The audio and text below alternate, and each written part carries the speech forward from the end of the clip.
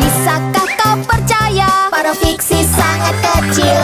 Meski pakai kaca pembesar, Tetap susah melihatnya. Mereka kecil pasti kau tak percaya mereka ada. Tapi kalau bertemu fiksi jangan bilang siapa-siapa.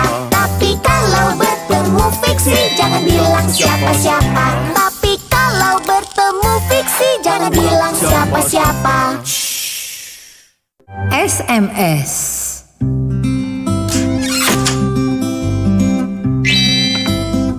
Hei, semua aman. Oh, lihat itu, sebuah ponsel. Kau pikir ini ponsel baru Tom Thomas?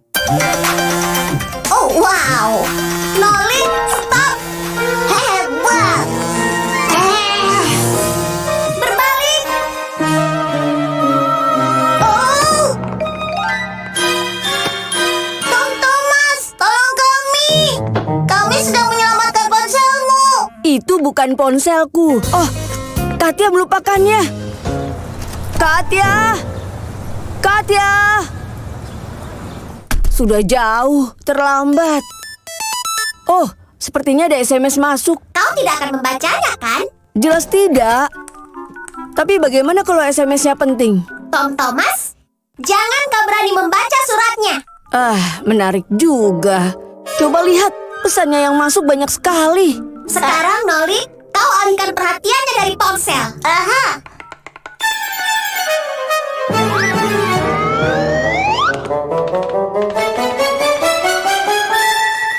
Jusuka, hei! Ini aku, temanmu, Nolly.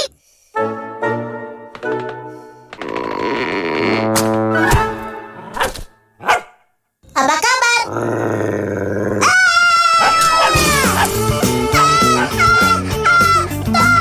Jusoka, hentikan. Berhenti, jangan menggonggong terus. Ayo keluar dari sini, cepat.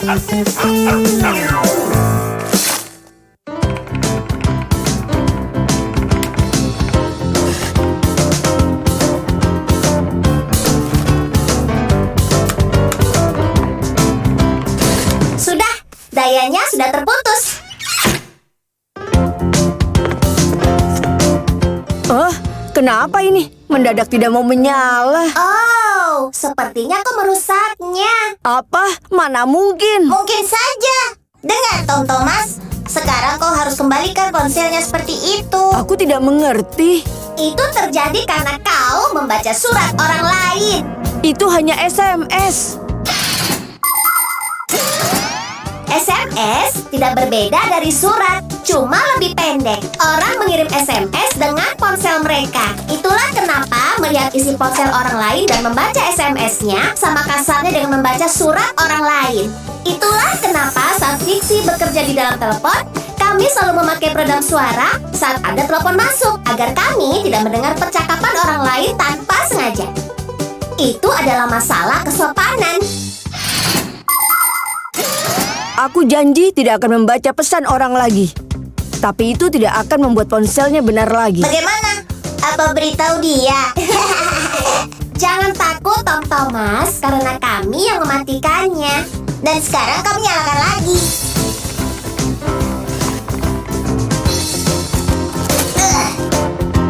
Lihat ini, kontaknya sudah kendur. Kita harus tulis pesan ke para fiksi yang ada di rumah Katya. Nanti mereka perbaiki. Fiksi ada di setiap rumah dan pekerjaan mereka seperti tidak ada habisnya. TV mulai bertingkah, lalu bel pintu rusak. Mesin cuci tidak mau berputar, lalu telepon tidak mau berdering. Selain itu semua, fiksi harus membersihkan dan melumasi peralatan di dapur atau mainan anak-anak dan benda-benda lain. Rumah modern penuh dengan berbagai jenis peralatan.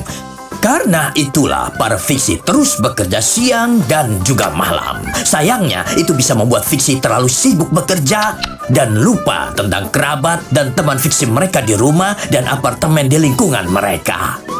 Itu tidak benar. Seperti manusia, para fiksi harus ingat untuk lebih banyak saling mengunjungi dan saling menulis surat atau setidaknya berkirim salam.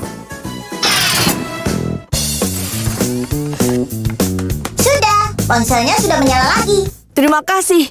Sekarang aku bisa telepon Katya dan bilang ponselnya tertinggal. Tuh Thomas, kau yang menelpon. Iya, Ke siapa? ke Katya. Dan ponselnya ada di mana?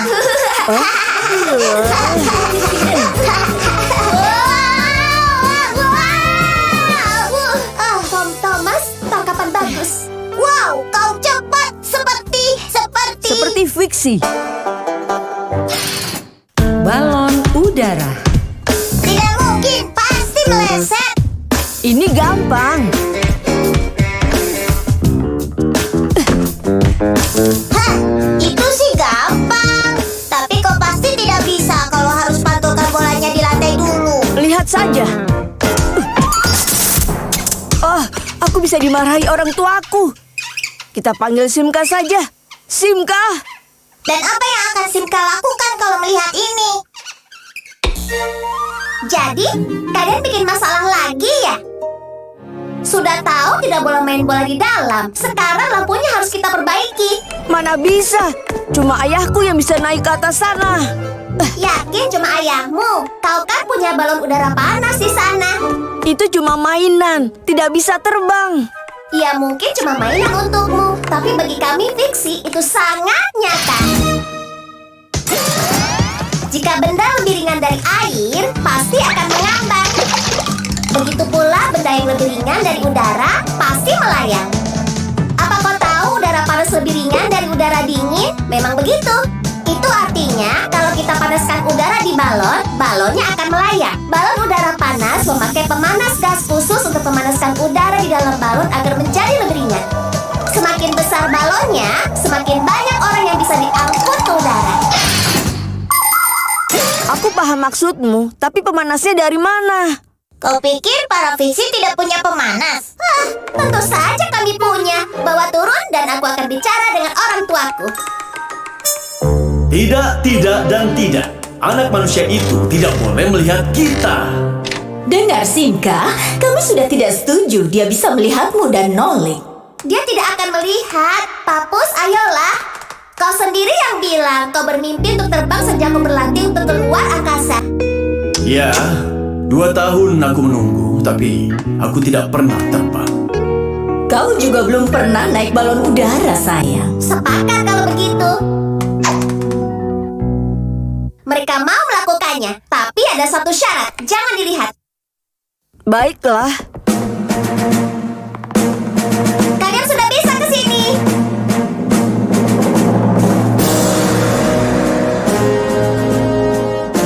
Siapkan pemanasnya.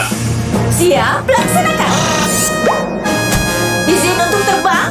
Izin diberikan. Kita berangkat. Hore! Balonnya terbang. Jangan mengintip, berbalik. Oh, aku tidak sengaja.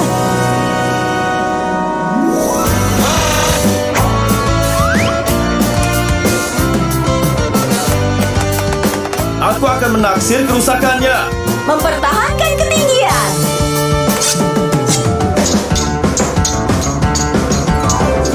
Oh, mereka sampai. Balon udara benar-benar keren. Siapa ya yang pertama membuatnya? Montgolfier bersaudara. Balon udara panas diciptakan pada abad 18 oleh Montgolfier bersaudara dari Prancis. Pada masa itu tidak ada pembakar gas, jadi udara di balon dipanaskan dengan membakar jerami. Awalnya tidak ada penumpang di balon mereka, terkecuali fiksi tentu saja. Kalau tidak, mana bisa balon itu sampai bisa naik ke udara. Sayangnya, nama para fiksi yang terbang saat itu tidak dicatat dalam catatan sejarah. Melanjutkan penerbangan para fiksi, penumpang selanjutnya adalah hewan, biri-biri, ayam jantan, dan bebek. Baru setelah ketiganya selamat mendarat, setelah terbang sejauh 4 km, manusia baru berani terbang dengan balon udara panas. Karena itu penemuan mereka, balon udara panas juga diberi nama Montgolfier.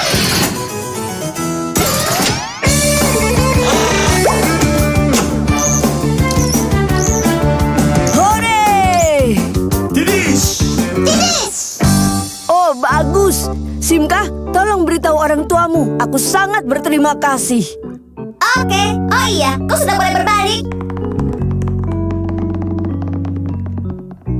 Ayo Simka, kita terbang dengan balon seperti mereka. Tidak bisa, Noli. Kita harus memakai pemanas dan anak-anak tidak boleh bermain dengan api. Biar aku saja yang terbangkan. Aku kan harus taruh balonnya di atas lemari. Jadi naiklah dan kita terbang. Haha, oh iya, ini seru Simka. Lihat kita terbang seperti montgolfier bersaudara. Apa maksudmu seperti mereka? Maksudnya seperti adik dan kakak perempuan montgolfier. Microwave.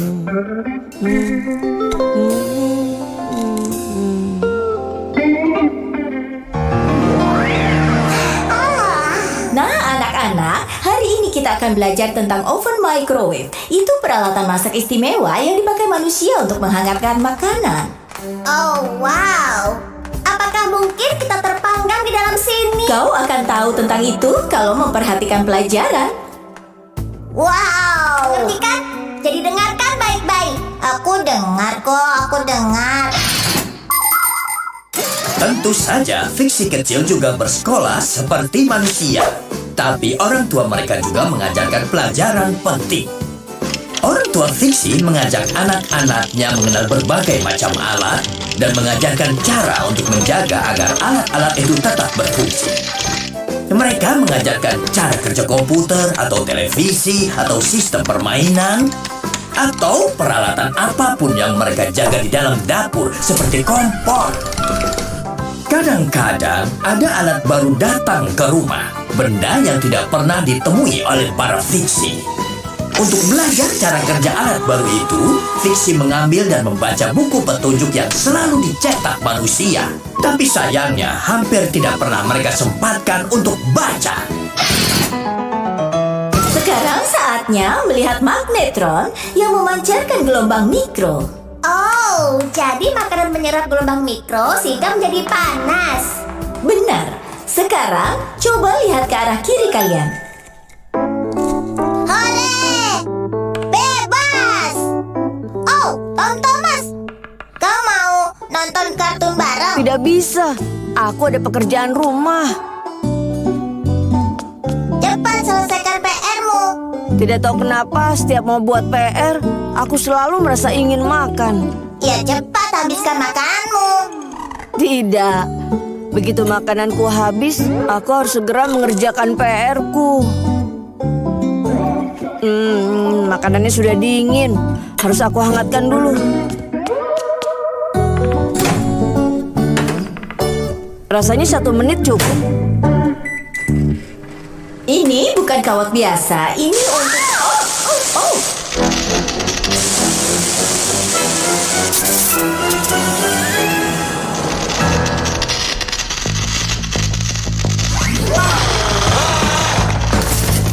Masia, kenapa begini? Sepertinya kelebihan beban. Microwave-nya bisa terbakar. Kalau begitu cepat lari dari sini. Apa maksud melari? Kita harus selamatkan microwave ini.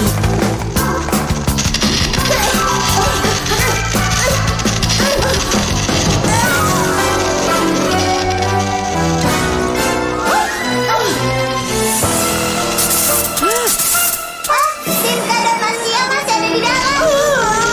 Simka, aku butuh bantuanmu.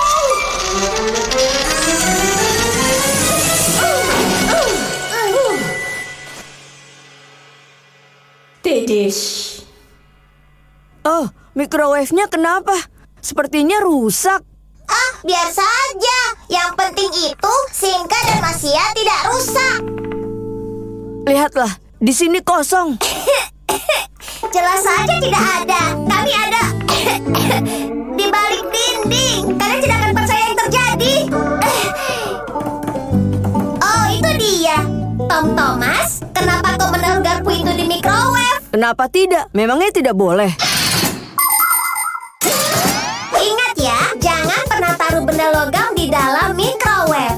Kalau kau menaruh garpu atau sendok di microwave, kau bisa membakarnya. Kalau sudah begitu, fiksi pun tidak akan bisa memperbaikinya. Lapisan tipis logam di piring pun bisa menyebabkan masalah serius loh. Dan jangan memanaskan makanan di wadah tertutup atau botol di microwave. Dan satu lagi ya, jangan pernah memasak telur yang masih dalam cangkang. Bisa meledak. Maaf, aku tidak tahu itu. Nolik, kenapa kau diam saja? Kenapa tidak peringatkan Tom Thomas tentang ini? Ya, aku...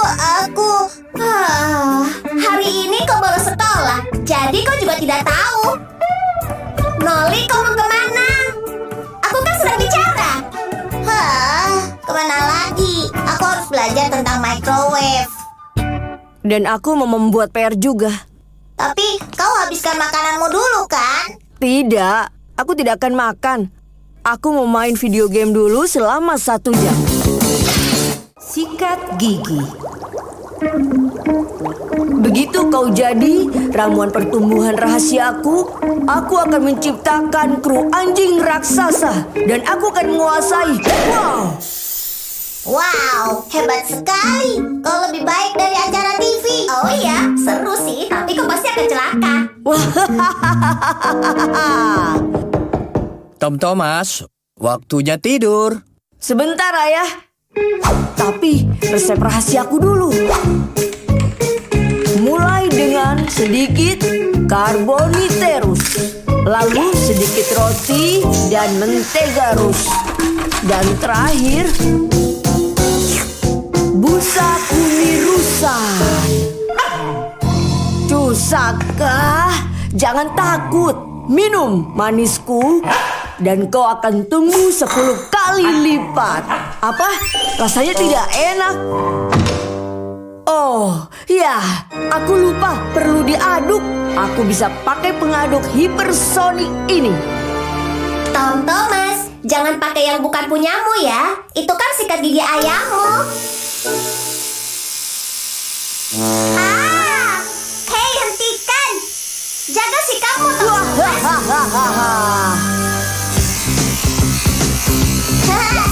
Gelembung.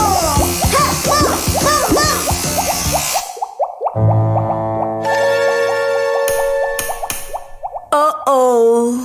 Iya benar. Tom Thomas, kau itu sudah besar, tapi otakmu lebih kecil dari otaknya. Terima kasih. Terus saja sikat giginya ke tempatnya seakan belum disentuh. Tidak boleh begitu. Tom Thomas, ada apa?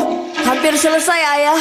Simka, Nolik, tolong. Aku butuh bantuan kalian. Jangan panik, kita harus cari tahu dulu apa yang mungkin rusak di dalamnya.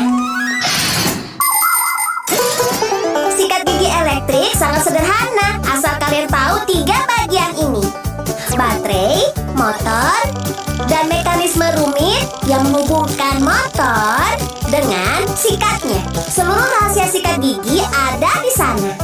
Mekanisme itu memakai putaran motor untuk membuat sikat bergerak sangat cepat ke depan dan ke belakang, kiri dan kanan, kanan ke kiri, dan itulah cara menyikat gigimu. Jadi sekarang bagaimana? Caranya seperti ini. Pertama, keluarkan motor, keluarkan gigi-giginya, lalu mekanismenya. Itu butuh waktu berapa lama? 1 atau 2 jam. Apa? Tidak. Dengar aku saja, Tom Thomas. Sekarang buka ruang tempat baterainya. Tunggu aku di sini ya.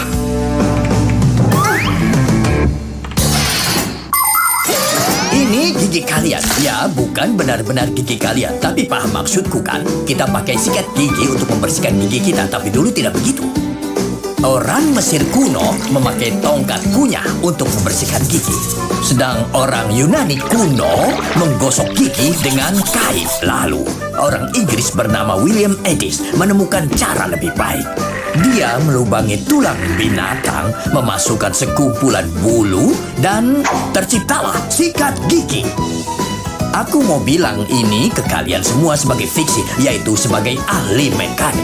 Kalian jangan pernah malas menggosok gigi, terutama setelah makan, atau kalian akan harus memperbaikinya di dokter gigi. Simka, ada masalah dengan mekanismenya? Tidak ada masalah. Motornya hangus tidak? Tidak. Lalu kenapa rusak? Kau tidak akan percaya. Baterainya sudah habis. Cuma itu. Aku tahu harus apa. Ganti yang baru.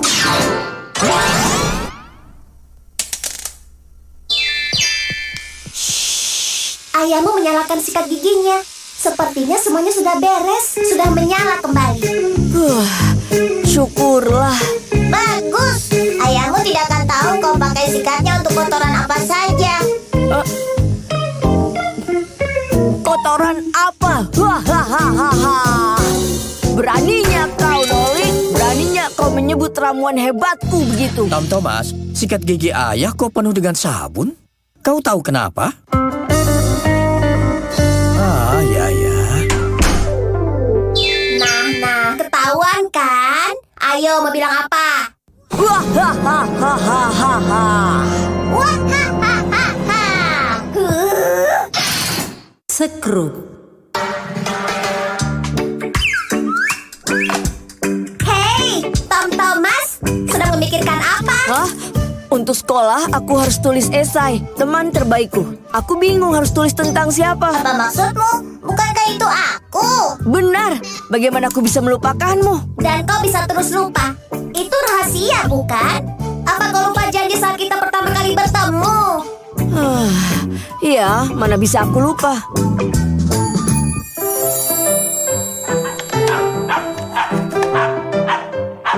Ada apa dengan Chusoka hari ini?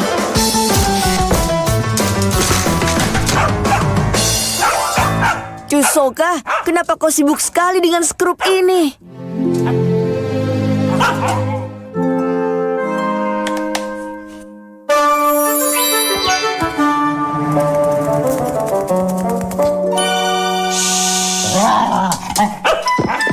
Kau ini kenapa? Jangan ganggu mereka. Kau bisa tenang tidak? Nanti pesawatku bisa hancur.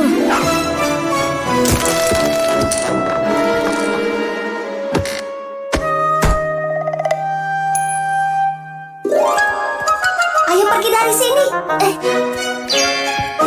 Au! Ada apa ini? Hah? Ada apa ini? Hei, kalau tidak berubah lagi, tidak akan aku lepaskan. Tolong, jangan takut. Aku tidak akan melukai kalian. Aku cuma mau tanya satu hal, dan kalian bisa pergi. Nolik, jangan. Tidak perlu takut. Jangan diam saja. Mana pertanyaannya? Hebat, kau bicara. Kalian ini sebenarnya apa? Fiksi. Sudah ya, kami sudah jawab. Sekarang lepaskan kami. Apa maksud bahwa kalian fiksi? Itu sudah pertanyaan kedua ya. Kau janji lepaskan kami kan? Maaf, kalian boleh pergi sekarang. Simka, tenang. Aku bisa lihat dari wajahnya dia bisa dipercaya. Baiklah, beritahu dia. Tapi kau harus janji tidak akan memberitahu kepada orang lain. Ya, aku janji. Fiksi. Kami makhluk kecil yang hidup di dalam mesin dan peralatan dan merawatnya, memperbaikinya, kemudian membersihkannya dan melumasinya.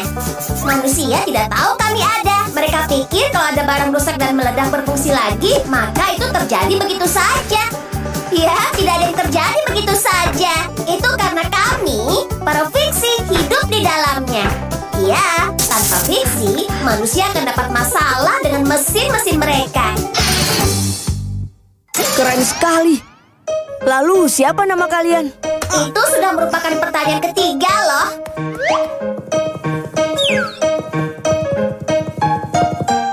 Panggil aku Nolik dan yang itu Simka.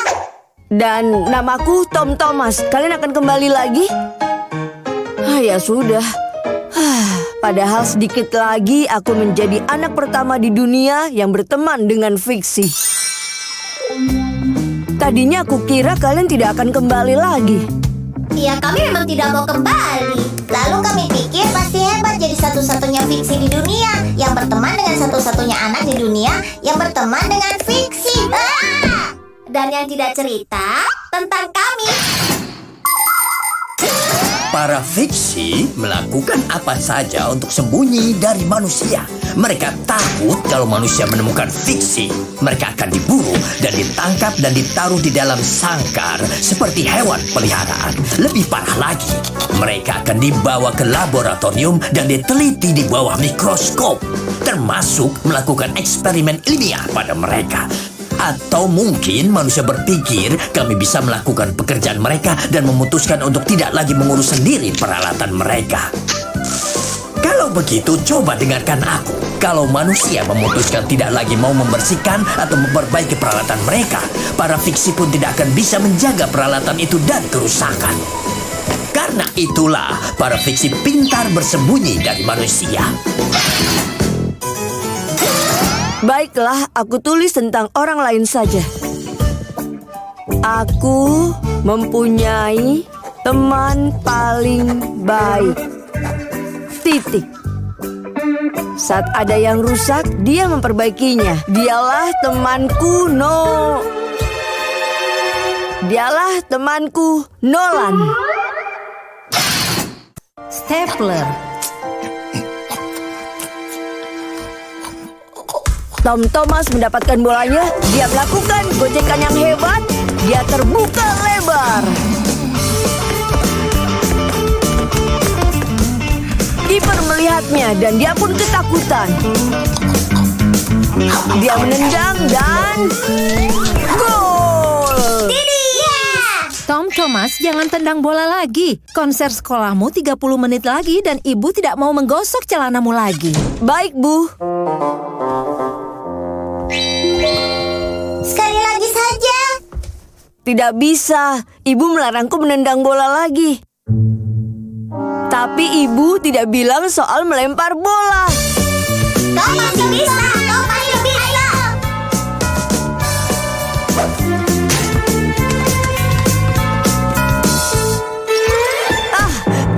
Wow.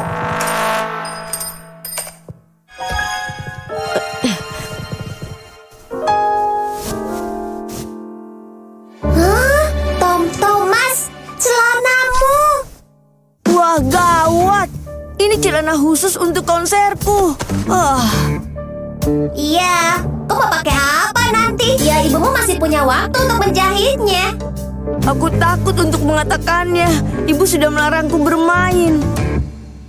Hei, aku punya ide.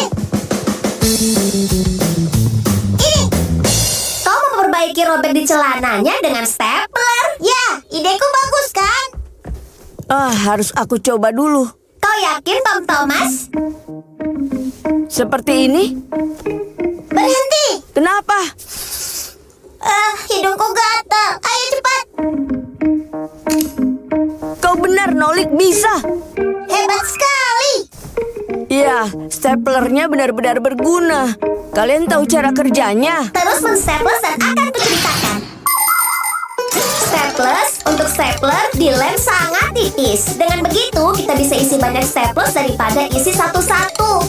Pegas stapler mendorong staples ke depan. Saat kau menekan bagian atasnya, gigi besi mendorong staples ke bawah melalui celah sempit dan staples membuat lubang di kertas. Lalu ujung tajam staples ditekan pada sebuah plug dan membuatnya tertanam di balik kertas. Dan itulah cara kertas di staples. Jadi bisa dibilang kita menjahit, tapi pakai stapler, bukannya jarum. Iya, dan cara ini lebih cepat.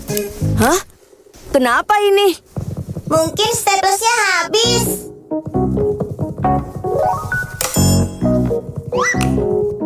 Staplesnya masih ada banyak, tapi salah satunya tersangkut di slotnya. Tom Thomas, 5 menit lagi kita berangkat. Baik, Bu. Jadi, sudah lepas belum? Belum. Kita minta bantuan Papu saja. Dia sangat kuat dan dia juga punya pekomet. Kita sendiri saja. Tom Thomas, cari sesuatu untuk mendorong staplesnya.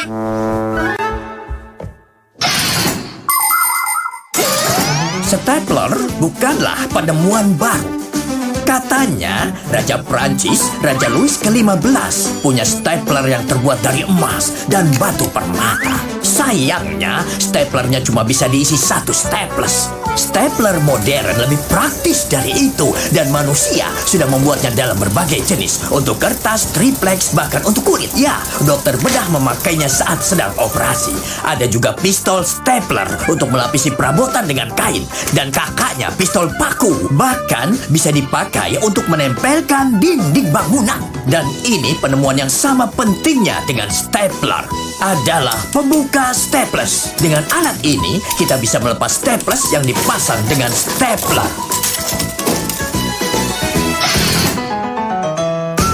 Bagaimana dengan obeng ini? Itu bisa juga.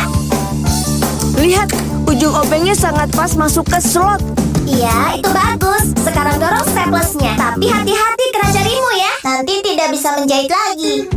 Tidis. Masih belum tidis. Celanamu kan masih belum dijahit. Sekarang sudah selesai. Baru bisa bilang tidis. Tom Thomas sudah siap? Tentu.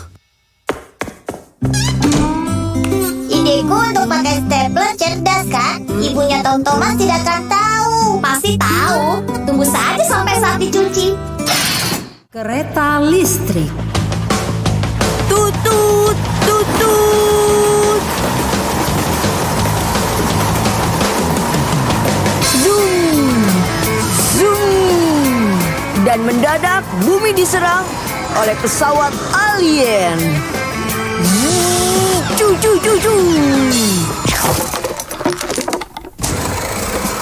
Kalau bantuan datang, kita bisa selamat. Ayo lebih cepat-cepat. Ayo turun dari kereta. Cepat-cepat. Tom Thomas, kami mau bermain.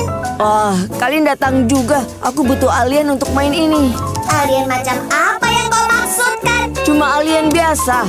Alien yang itu yang ingin hancurkan bumi dan semua isinya. Kami tidak mau hancurkan apapun. Kenapa kami tidak menjadi masinis saja, ha? Masinis? Kalian tidak tahu apapun soal mengemudikan kereta. Oh, kami tahu banyak tentang kereta. Manusia sudah lama menciptakan rel kereta, tapi dulu terbuat dari kayu. Manusia baru mulai membuat rel besi pada akhir abad ke-18. Tapi kereta pertama tidak memakai mesin sebagai sumber tenaga. Saat itu, kereta ditarik oleh kuda. Setelahnya, kuda diganti oleh mesin uap. Kayu dan batu bara dibakar di tungku untuk memanaskan air di ketel agar uapnya bisa memutar roda kereta. Para fiksi ada di sana untuk menjalankan kereta itu, memastikan semua bagian bisa berjalan dengan lancar. Tapi mesin uap sudah lama tidak dipakai. Sekarang kereta memakai tenaga listrik. Kereta listrik berjalan di rel dengan kecepatan yang setara dengan pesawat terbang. Meskipun tahu soal kereta, kalian tetap jadi alien. Kereta ini punyaku. Jadi kalian harus ikut cara mainku. Kereta sudah siap jalan dan meninggalkan stasiun. Kalau begitu main cucu saja sendiri. Siapa takut? Cu, cu, cu, cu, cu.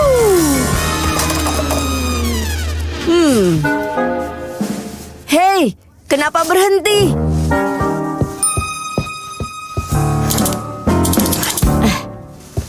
Ini juga percuma, tidak mau jalan juga. Simka, Nolik, di mana kalian? Apa aku menyakiti perasaan kalian? Ibu, ayah sebentar lagi pulang kan? Tidak ada masalah apa. Kami diserang alien jahat, Bu. Keretanya harus cepat diperbaiki atau kami tidak bisa kabur. Kamu mau teh? Aku harus segera mencari cara. Simka, Nolik, aku tahu kalian di situ. Tolong maafkan aku kalau kalian tersinggung. Aku menyesal. Hanya kalian yang bisa selamatkan dunia dari para alien jahat. Baiklah, kami berhasil kau bujuk. Ya, kita periksa saja keretanya. Nolik, ikuti aku. Aku lebih cepat. Wow, percuma saja lebih cepat kalau begitu. Tapi aku menemukan masalahnya.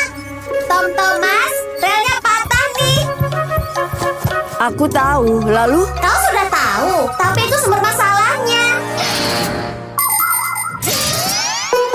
Seperti kereta asli, kereta miniatur berjalan dengan listrik. Tidak ada baterai di dalam lokomotif untuk menarik gerbong lainnya. Mesin mendapatkan listriknya dari rel. Di setiap rel ada kabelnya. Kalau relnya terputus, listrik tidak bisa mengalir ke dalam rel dan ke dalam kereta. Tanpa listrik, mesin kereta tidak akan mau jalan. Jadi, sambung relnya dan keretamu bisa jalan lagi. Aha, sambung relnya. Iya. Hore, keretanya jalan. Kerja bagus. Kalian mau bermain denganku? Kali ini kami akan menjadi apa? Terserah kalian, aku ikut saja. Kereta melaju cepat di rel dengan Nolik sebagai masinis saat mendadak dari langit turun pesawat alien.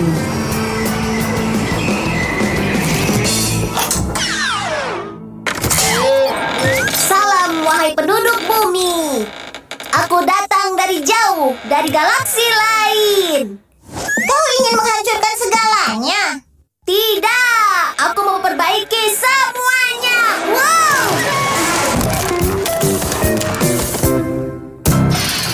Ballpoint. Bukan di sini juga. Tom Thomas, kau mencariku. Tidak, pena merah. Aku butuh cepat. Memangnya untuk apa? Ini, lihat apa yang ditulis guruku di buku tugasku. Berperilaku buruk di kelas, suka main-main, dan suka ngobrol. Ballpoint merahnya untuk apa? Tulisan gurumu kurang. Aku pikir aku bisa perbaiki sedikit. Di mana ya pena itu?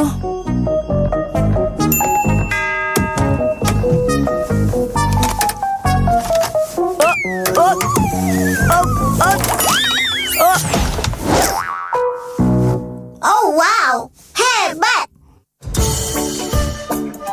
Jadi apa yang mau diperbaiki? Aku cuma mau tambah kata tidak biar bunyinya jadi aku tidak berperilaku buruk di kelas, tidak suka main-main, dan tidak suka mengobrol. Beres kan? Keren. Tambah ini di akhirnya. Tom Thomas siswa yang sempurna. Tidak, ketahuan kalau begitu. Aduh, macet. Harus dicoret-coret sedikit. Itu bukan pena lagi, sudah jadi pisau. Oh, lihat, bolanya hilang. Bola apa? Ini pena. Iya benar, tapi pena ballpoint. Pena gaya lama dipakai dengan mencelupkannya ke botol tinta. Tapi untuk ballpoint, tintanya disimpan di dalam tube yang dilengkapi ujung besi dan sebuah bola besi kecil. Kecil bagi manusia, tapi cukup besar untuk para fiksi. Saat ballpoint diseret di atas kertas, bolanya berputar dan mendapat tinta dari dalam tube. Bolanya berputar dan tintanya berpindah ke atas kertas. Tanpa bola ini, ballpoint tidak bisa dipakai menulis. Lalu bagaimana ini? Cuma itu pena merahku.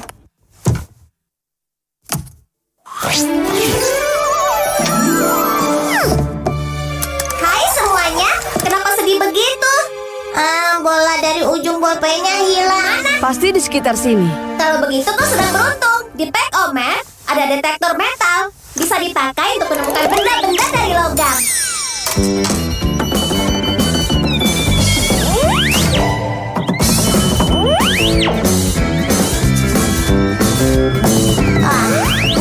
Bukan yang itu. Aku juga sudah tahu. Tidak ada di meja, Nolik.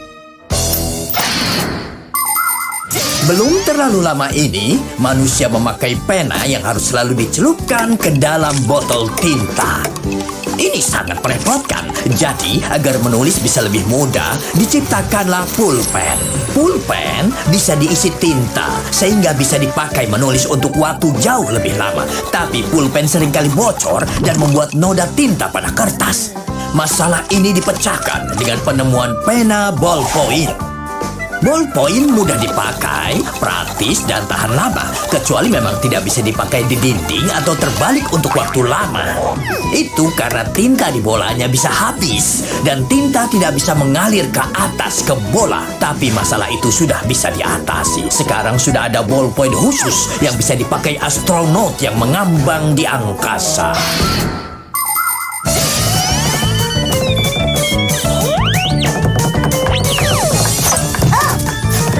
Apa yang ini?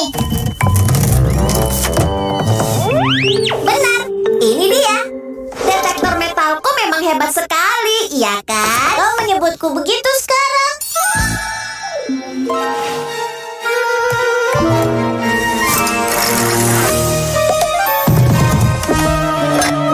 Hei-ya! Tom Thomas, ayo bantu kami. Dan sekarang, Didis. Keren. Oh iya, sebenarnya ballpointnya buat apa sih? Kami harus memperbaiki isi buku tugasnya. Apa? Kalau aku tahu, aku tidak akan membantumu. Oh, Jadi tidak suka main-main dan mengobrol? Dan gurumu itu menulis di buku tugasmu saat kau tidak nakal? Aha, setiap kali kami tidak nakal, dia langsung menulis catatan di buku kami. Ah, lihat itu, Simka. Bagaimana Tom Thomas bisa mengelabui semuanya? Karena ibu tidak melihat catatan lain. Apa itu artinya kamu selalu bersikap nakal? Aha, apa? Itu... Kau lihat itu kan, Olik? Bagaimana Tom Thomas mengelabui dirinya sendiri.